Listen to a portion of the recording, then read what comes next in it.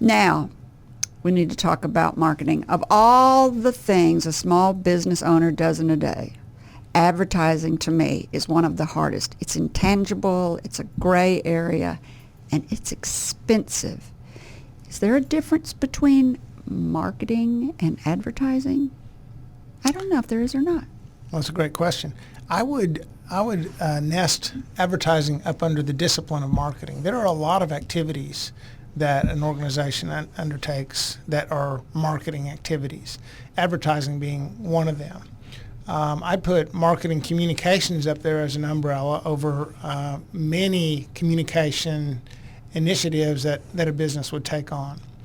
Building your website, social media, content marketing like this podcast, which is really clearly supporting your business. Yes. It's giving you a platform, it's giving you lots of audience members, and giving people a reason to share some content from flag and banner around the internet. Public relations initiatives, advertising. Now, advertising we can break down into so many different kinds of activities and channels, right? Mm-hmm. Promotional advertising. I'm looking around the office here. I'm seeing lots of coffee cups and posters and banners. I mean, mm-hmm. I know you all sell plenty of specialty products with mm-hmm. people's logos on them. Mm-hmm. Flags like with logos. Flags, yeah, logos, flags, slogans. So it's so hard and so gray that I, at some time in my 40s, went back to college to take an advertising course. Mm-hmm. And the guy talked about the 3 Ps, right. Product, placement, and price. Yep. Do they still do that?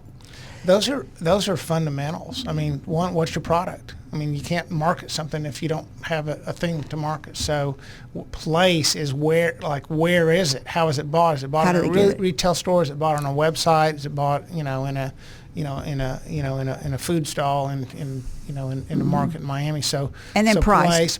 How's it priced? That's you want to be the low leader? Yeah. You're going to be the low cost leader. You're going to be a premium price. You're going to be a luxury good, a mass. Mm-hmm. You see.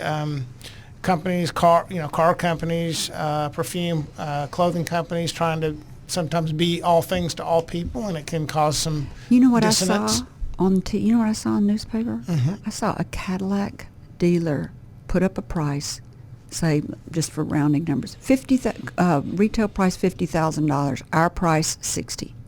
They were overselling the suggested retailer's price.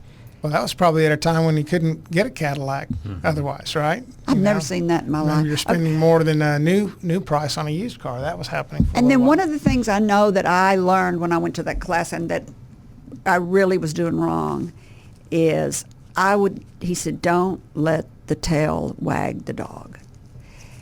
And so I would be like, I want to advertise on TV. So I'd pick the tail, which is I think I'll advertise on TV. Yeah. Then I'd try to figure out what I was going to show on TV. Right.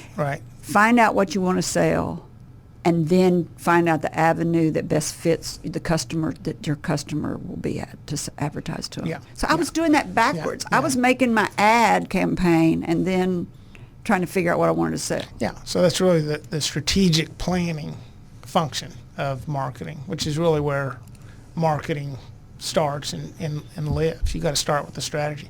What do I have to sell? How is it priced? Where are I going to find the buyers? Who are going to be the buyers? And then you can start engineering your program, right? So your professor was right. Don't let the tail wag the dog. You're going to piss away a lot of money doing that.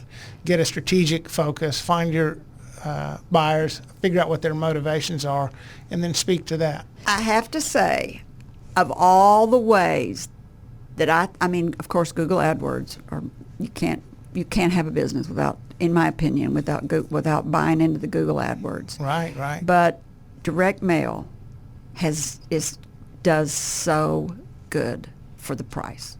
Yeah. Do you agree with that? Direct mail is again, depends on what you're selling and who you're selling it to. But direct mail still performs well. It's a good medium. I like postcards because they're cheap to send, they're cheaper to make, and they're a billboard that comes in the mail, right? And you don't have to open it. You can look at it front back, you get the message. If you've got a strong offer, a strong product, you've got good performance there. So, And I've tested all different sizes and all different shapes. That big postcard does the best. If you liked this video, subscribe to our YouTube channel by clicking on the picture in the center of the screen. For more of Kerry's interviews, click either video on the right of the screen. And as always, thank you for watching.